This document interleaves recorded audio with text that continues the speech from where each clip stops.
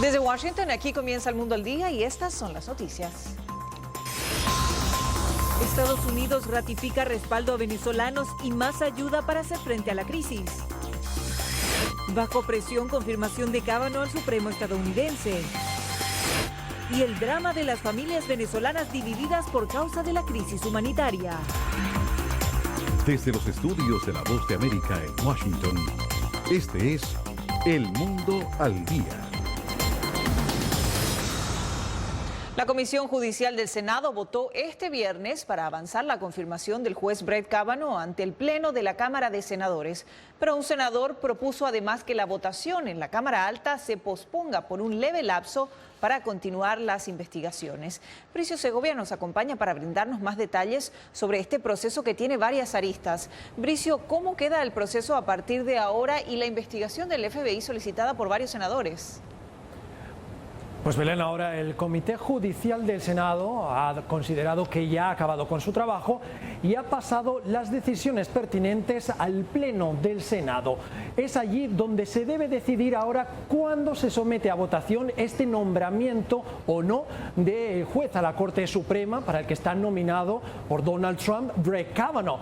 Y precisamente es allí donde los republicanos, que tienen la mayoría de la Cámara, ya han asegurado que van a acceder a la petición de este senador republicano del Comité Judicial, donde prestaron testimonio tanto Kavanaugh como una de las tres víctimas, presuntas víctimas de acoso sexual que le denuncian por estos cargos. Esa petición es que permitan al FBI iniciar una investigación sobre este caso. Para entender mejor todo lo que conlleva este caso, les he preparado el siguiente informe. Fuera del Senado, decenas de mujeres se manifestaban contra el juez Brett Kavanaugh. Dentro, la Comisión de Asuntos Judiciales deliberaba sobre cómo proceder en la votación para recomendar o no al elegido del presidente Trump para la Corte Suprema. Tras minutos de confusión, finalmente decidieron dar luz verde para que el voto pase al Pleno del Senado, pero bajo esta petición del senador republicano Jeff Flake. Me parece apropiado posponer el voto hasta una semana, pero no más, para que el FBI pueda hacer una investigación limitada en el tiempo y su alcance. Es decir, el panel ante el que declararon Brett Kavanaugh y una de las tres mujeres que lo denunciaron por acoso sexual esta semana dio por cumplida su tarea y dejó la responsabilidad al Senado. En cuanto a la investigación del FBI, el presidente Donald Trump es el único que puede instruir al organismo que considere el caso. No tengo ningún mensaje. Deben hacer lo que crean apropiado. No les tengo ningún mensaje. Deben hacer lo que consideren correcto y deben sentirse cómodos, como creo que están. De momento, el mandatario dice no querer interferir en la decisión de los legisladores, pero la noche anterior había instado a los senadores a que llevaran a cabo el voto de ratificación este mismo viernes. Bricio Segovia, Voz de América, Washington. Y precisamente estas declaraciones que hemos visto del presidente Donald Trump las hacía mientras se encontraba en el despacho oval de la Casa Blanca reunido con el presidente chileno Sebastián Piñera. Ambos han mantenido un encuentro bilateral en el que han discutido la situación en Venezuela. El presidente Donald Trump ha señalado la gravedad de la crisis que atraviesa ese país y lo preocupante para toda la región. Bricio, muchas gracias. Y volviendo al tema del juez Kavanaugh, la próxima semana será clave en el proceso para llenar la vacancia en la Corte Suprema de Justicia luego de varios días de agitadas audiencias en Washington. Senadores en Estados Unidos piden al gobierno estadounidense que se incluya a Venezuela entre los estados patrocinadores del terrorismo, según una nota a la que tuvo acceso La Voz de América. Este pedido se une al elevado por la embajadora Nikki Haley en el marco de la Asamblea General de la ONU. El gobierno de Nicolás Maduro no está solo en la mira de la administración Trump, sino también de un grupo de senadores estadounidenses quienes enviaron esta carta el 26 de septiembre a la que tuvo acceso La Voz de América y en la que formalmente Marco Rubio, John Cornyn y Cory Gardner le piden al secretario de Estado estadounidense Mike Pompeo que designe a lo que ellos llaman el régimen de Venezuela como un estado patrocinador del terrorismo, esfuerzos que se unen al mensaje entregado en la ONU por la embajadora de Estados Unidos Nikki Haley durante una protesta anti-Maduro. La gente tiene que mantener la fuerza en Venezuela. Ellos necesitan saber que vamos a continuar peleando por Venezuela y lo seguiremos haciendo hasta que Maduro se vaya. Esto se da en el marco de la visita del presidente de Venezuela, Nicolás Maduro, a las Naciones Unidas, donde denunció lo que según él son intentos de injerencia en su país. Sin embargo, en respuesta a La Voz de América, aseguró que está dispuesto a permitir la entrada de la alta comisionada de Derechos Humanos Michelle Bachelet y su equipo, luego que la diplomática expresara la importancia de acceder a territorio venezolano. La expresidenta Bachelet y la alta comisionada coordine con la Cancillería. Cuando quiera ir a Venezuela, siempre es bienvenida. La petición de Bachelet fue reiterada luego por el Consejo de Derechos Humanos, que aprobó una histórica resolución en la que le pide a Nicolás Maduro que acepte la asistencia humanitaria. Vamos a ver si eso se produce, pero de todas maneras ahora con el mandato y de la resolución que nos mandata, vamos a continuar haciendo nuestro trabajo. Celia Mendoza, Voz de América, Naciones Unidas. Miembros de la oposición venezolana aplauden la resolución del Consejo de Derechos Humanos de la ONU sobre la crisis humanitaria que atraviesa Venezuela. Esto mientras funcionarios del gobierno condenan la decisión como una medida intervencionista. Tras la resolución aprobada por el Consejo de Derechos Humanos de la ONU, en la que se exhorta a la administración de Nicolás Maduro a que acepte la ayuda humanitaria para paliar la escasez de alimentos, medicinas e insumos médicos, las reacciones no se han hecho esperar. El internacionalista Oscar Arnal, en diálogo con La Voz de América, dio la bienvenida a la medida sobre Venezuela. Una resolución histórica, importantísima, porque exhorta al gobierno venezolano a dejar entrar eso que se ha solicitado tanto por distintas organizaciones de la sociedad civil en Venezuela y partidos políticos, o sea, la ayuda humanitaria, que entren alimentos, que entre comida a Venezuela, que el gobierno niega a la población. Otro punto de vista es el del integrante de la Comisión de Política Exterior del Parlamento, el diputado Williams Dávila, quien dijo a La Voz de América que los derechos humanos generan una obligación para la comunidad internacional de proteger a las comunidades, al tiempo que explicó las consecuencias de no acatar la resolución. Así pues, de que ahí tiene una obligación de cooperar y en todo caso, si llegara el momento en que no cumplen con la soberbia que siempre los caracteriza, pues se tendrá que someter a las penas, a las sanciones que el Estado venezolano seguramente recibiría de parte del Sistema Mundial de los Derechos Humanos. Por otro lado, el representante venezolano ante la ONU en Ginebra, Jorge Valero, condenó la medida y la consideró como el comienzo de una escalada intervencionista para conseguir la caída del gobierno de Nicolás Maduro. Álvaro Algarra, Voz de América, Caracas.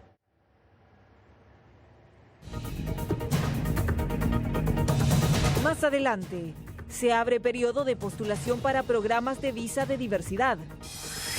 Y el impacto del conflicto entre el gobierno de Guatemala y la CICIG.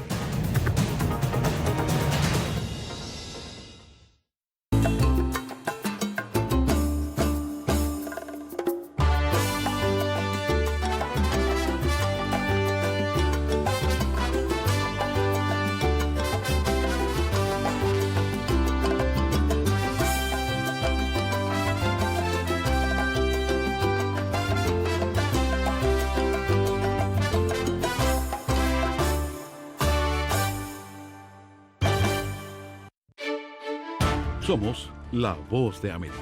La población hispana está dividida en cuanto a la regularización de la marihuana se refiere. Que de cada 5 personas, una es latina o tiene raíces hispanas. Ser parte de la historia de cómo se hace esta sucesión de poder en Estados Unidos. Información balanceada y objetiva. Que los derechos de esta comunidad serán reivindicados. Entérese de lo que sucede en Estados Unidos, América Latina y el mundo en un solo lugar.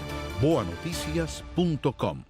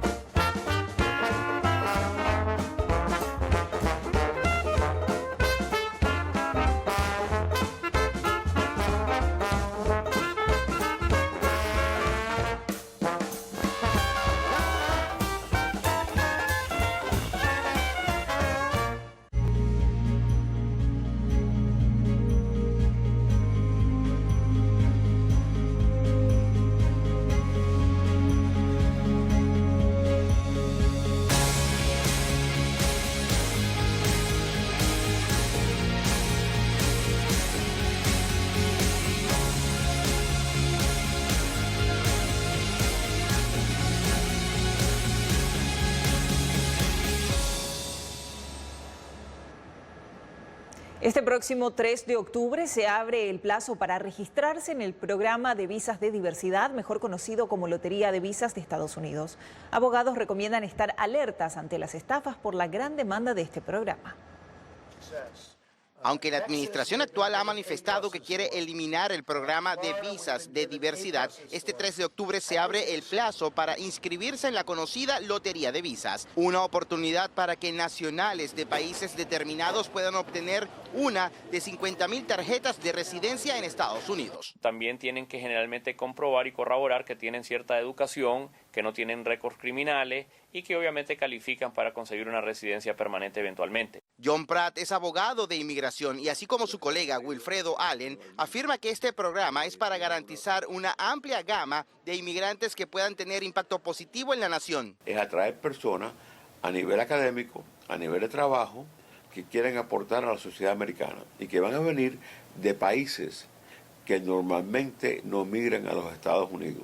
Ambos expertos también coincidieron en recordar que este trámite es gratuito y que hay que estar atentos a las posibles estafas. Porque hay mucho fraude y hay muchas organizaciones que obviamente dicen que están haciendo ese tipo de aplicaciones y obviamente no son las oficinas legales. Si tú recibes una carta pidiéndote dinero del Departamento de Estado, es un fraude. Una declaración escrita de la vocera del Departamento de Estado de Estados Unidos, Lidia Barraza, a La Voz de América, destaca que cada solicitante se somete a un examen de seguridad exhaustivo y continuo, tanto al momento de la solicitud de su visa como después. José Pernalete, Voz de América, Miami. Guatemala se encuentra al borde de una crisis democrática, según expertos reunidos en Washington. La decisión del gobierno de no renovar el mandato de la CICIG provocó un fuerte impacto dentro y fuera del país, dicen analistas.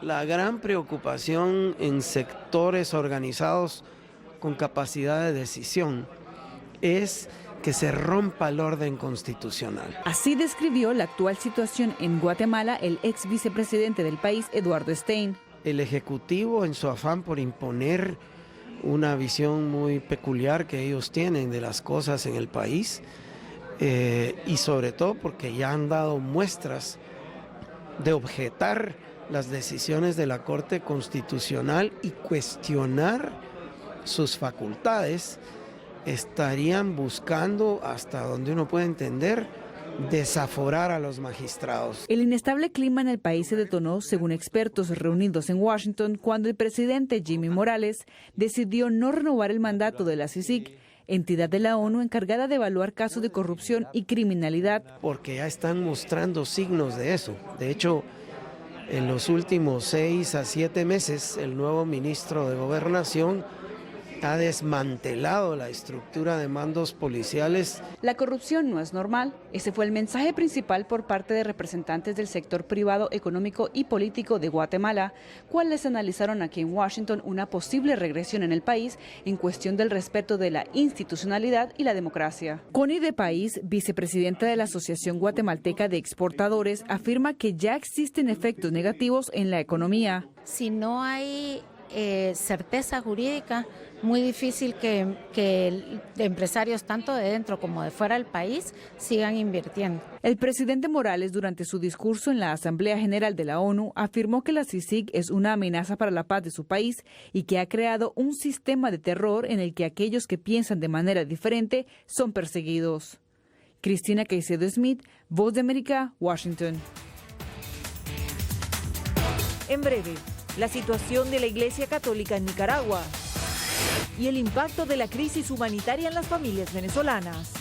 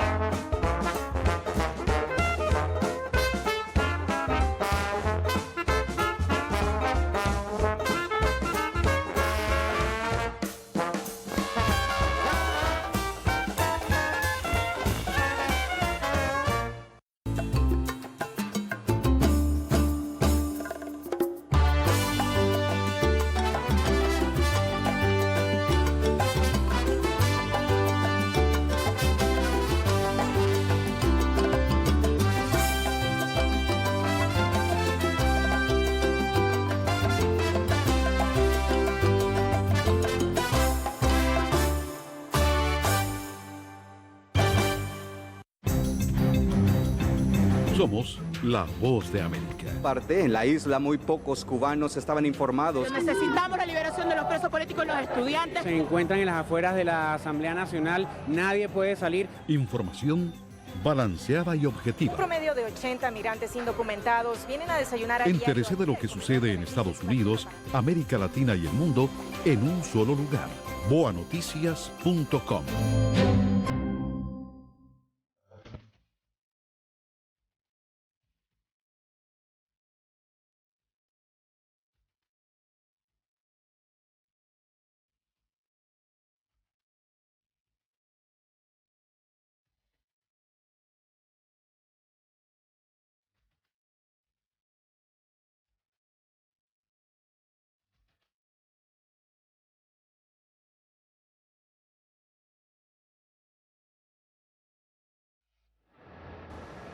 Las agresiones contra miembros de la Iglesia Católica nicaragüense han ido en aumento desde el inicio de la crisis en el país. Así lo confirman sacerdotes a La Voz de América.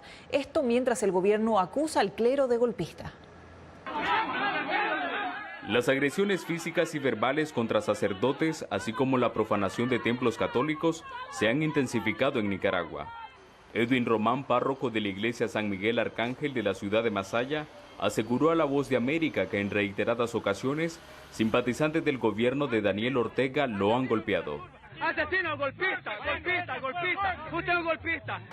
A mí me guiñaron del cuello, me derribaron de espalda, me dieron un golpe también en el estómago, me dieron un golpe, puñetazo en la cabeza, sufrí herida en mi brazo izquierdo. Pero el presidente Daniel Ortega entiende la realidad de otra manera y tilda a los jerarcas de la Iglesia Católica de Nicaragua de golpistas. Según el mandatario, los obispos, junto a los opositores al gobierno, intentaron sacarlo del poder. Muchos templos fueron ocupados como cuarteles para guardar armamento, para guardar bombas y para ahí salir a atacar. Para el padre Edwin Román, la comunidad internacional debe jugar un papel importante para poner fin a estos 5 meses de crisis que, según organismos internacionales, han dejado más de 320 muertos. La familia Ortega Murillo es una dictadura, que el guerrillero que hace unos años combatió contra la dictadura Somoza ahora es un dictador, un SOS para el mundo entero que nos den su mano. A pesar de los señalamientos a la Iglesia Católica, una reciente encuesta de la firma Sid Gallup revela que el 62% de los nicaragüenses desea que los obispos de la Conferencia Episcopal sean los mediadores del diálogo nacional entre el gobierno y la oposición. Donaldo Hernández, Voz de América, Nicaragua. Les recordamos que en boanoticias.com puede encontrar las últimas noticias del mundo y Latinoamérica. Queremos conocer su opinión. Únase a la comunidad de boanoticias.com. La crítica condición económica en Venezuela empuja a muchos padres a dejar a sus hijos al cuidado de parientes para ir en busca de sustento para esos mismos niños. Otro de los rostros de la profunda crisis que vive la nación. A través de esta pantalla, Emily y Elsa se comunican con su padre. Yo estoy tirando besos, papi, ahí. Se fue en junio a Buenos Aires, Argentina, buscando un trabajo que le permita alimentar y enviar a la escuela a sus 2 niñas, quienes debieron quedarse en esta casa de Caracas con su madre, mientras él logra reunir el dinero suficiente para reencontrarse. El dinero solo le alcanzaba para medio comer. A veces comíamos bien, otras veces no comíamos bien. Virginia no puede ocultar el dolor que le causa haberse separado de su esposo, pero afirma que se tranquiliza al pensar que con el dinero que el padre envía al mes, sus hijas han ganado peso, en especial la mayor, que sufría de desnutrición. En estos días estábamos comiendo arroz con chuleta ahumada y mi hija me dice: mami, no puedo creer que estemos comiendo arroz con chuleta ahumada, no pareciera que estuviéramos en Venezuela. A pesar del alivio económico, otros problemas se han instalado en este hogar roto. Y cuando yo lograba conseguir un teléfono prestado para hacer una videollamada, Emily lloraba y le decía: papi, llévame contigo para Argentina. En el mismo sector de Caracas, otra familia cuenta una historia similar. El abuelo se ha quedado a cargo de esta niña de 11 años, pues sus padres emigraron a Perú. Podrían volver a verse el próximo año cuando sus ingresos lo permitan. Porque aquí un sueldo de un ciudadano profesional no alcanza ni, ¿qué te digo? Para nada. La red de escuelas católicas más importante de Venezuela calcula que 4.400 de sus alumnos tienen al padre o a la madre fuera del país como consecuencia de lo que califican como migración forzosa. El Centro de Atención Psicológica de la Organización Defensora de los Derechos Humanos, SECODAP, calcula que 40% de los casos que recibe a diario son de pequeños cuyos progenitores han tenido que abandonar Venezuela. Los padres generalmente prometen que van a volver y a veces esa promesa es muy difícil cumplirla porque es un futuro incierto. Niños pequeños que controlaban esfínteres pueden dejar de controlar esfínteres, terrores nocturnos. El gobierno ha desestimado la crisis humanitaria que reportan diversas entidades del país y del mundo y dice que quienes se van de Venezuela lo hacen por moda. Porque una característica de la migración venezolana es que sale del país con el bolsillo lleno de dólares. El último año, los venezolanos encabezaron las solicitudes de asilo en países como Estados Unidos, Brasil y España. Gobiernos de la región han llamado a la actual diáspora venezolana el mayor éxodo en la historia de América Latina. Adriana Núñez Rabascal, Voz de América, Caracas. En segundos, peculiar método de medir la glucosa en pacientes diabéticos y un innovador mecanismo para transformar materiales.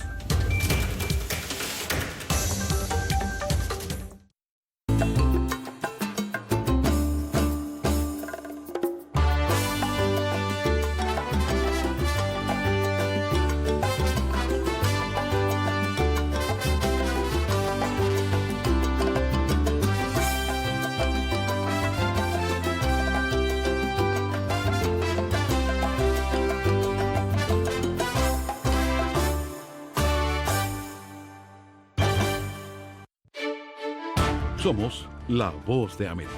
La población hispana está dividida en cuanto a la regularización de la marihuana se refiere. Que de cada 5 personas, una es latina o tiene raíces hispanas. Ser parte de la historia de cómo se hace esta sucesión de poder en Estados Unidos. Información balanceada y objetiva. Que los derechos de esta comunidad serán reivindicados. Entérese de lo que sucede en Estados Unidos, América Latina y el mundo en un solo lugar. boanoticias.com.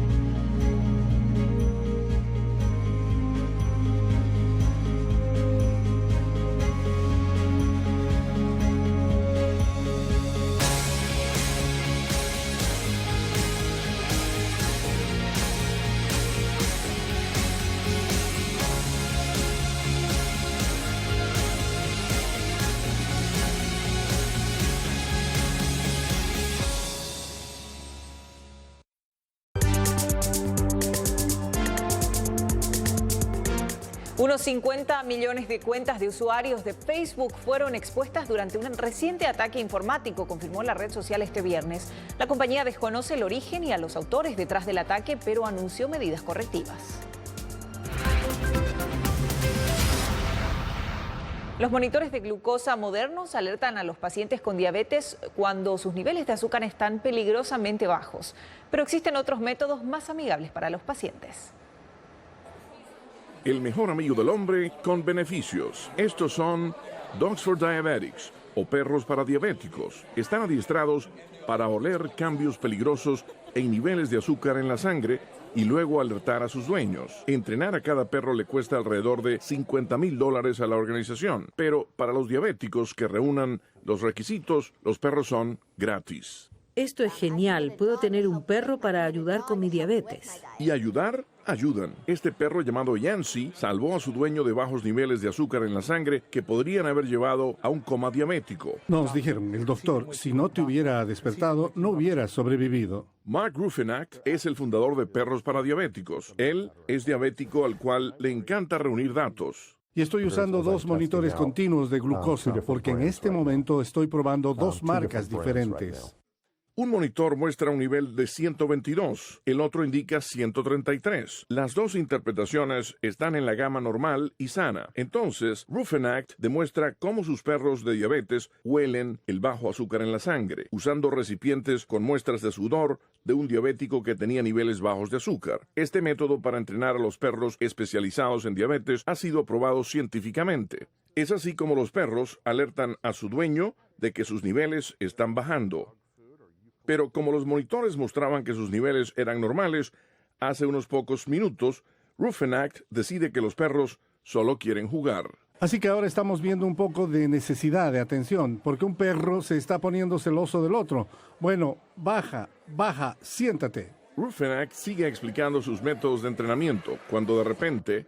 Lo que está pasando es que mis niveles de azúcar en la sangre están bajando. Ok, y tal vez por eso es que ellos dos estaban alertando sobre la intensidad a la cual estaban. Ahora, 5 o 10 minutos después, estoy recibiendo la alerta de que mis niveles están bajos. Perros para Diabéticos ha colocado más de 100 perros con diabéticos y espera expandir el programa, entrenando al compañero más leal de la humanidad para salvar vidas y ayudar a diabéticos en todo el mundo. Leonardo Bonet, Voz de América. Muchos materiales se transforman ante la exposición a algún tipo de energía. Los científicos están aprendiendo a dirigir esa energía para convertir el material en una forma predeterminada. Un asistente en el laboratorio Morphing Matter deja caer unos pedazos de pasta seca y plana en una olla de agua hirviendo. En unos minutos, estas tiras planas se convertirán en formas de espiral suave llamadas fusilli, que pueden contener una gran cantidad de sabrosa salsa. Envasar pasta seca en forma plana ahorra mucho espacio y material de embalaje. Lo mismo ocurre con otros materiales. Así que, por ejemplo, puedes tener todas tus piezas de mobiliario empaquetadas de forma plana, enviadas a casa, enchufarlas a la pared y con el calor de la electricidad puedes activarlas para que se autoensamblen en la mesa o silla que deseas. La directora del laboratorio, Lining Yao, dice que hacer que el material se doble en una determinada forma requiere aprender sobre sus propiedades físicas. Estamos programando cierta tensión previa dentro de la red termoplástica en la microescala. Aún más interesantes son los materiales que pueden cambiar la forma de un lado a otro, como este papel transformable. Por ejemplo, una prenda que puede responder a su sudor y abrir y cerrar automáticamente las solapas en la espalda para mantener el cuerpo frío o cálido. La pregunta es, ¿qué tan caro sería fabricar tales materiales? Intentamos al final del proyecto encontrar una receta muy fácil, tanto de software como de hardware, para que esté disponible para los usuarios a los que apuntamos. Yao dice que los investigadores todavía están aprendiendo cómo controlar diferentes materiales transformables, pero la pasta que cambia de forma puede ser la primera en llegar a los consumidores. Gilberto Cabrera, Voz de América. Nos despedimos de esta emisión del Mundo al Día con un drama inspirado en hechos reales. Boy Erased cuenta la historia de una familia en una pequeña comunidad conservadora en Estados Unidos. El elenco estelar está compuesto, entre otros, por Nicole Kidman, Russell Crowe y Lucas Hedges. Les informó Belén Mora. I'm having a tough time. I'm gonna give you some advice. Tell them whatever they want to hear. Play the part. Unless you really think you can change. Or even want to. What you're going through right now is just a moment. A moment. Yeah. A moment. I love God, and I love my son. For your father, it's a little more complicated. We are not finished. I am, because you won't listen. Your father is sitting here. Tell him how you hate him. I'm not gonna pretend I hate my father. I don't hate my father. Then where is all this anger coming? Because you're making me angry. Open the door now. They say sometimes you gotta hurt a child in order to help them, but a mother knows when something isn't right. I don't want to pretend anymore. I've had to ask myself and God if I'm ready to lose you.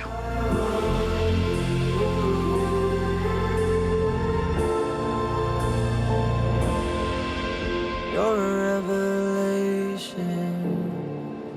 Won't you liberate?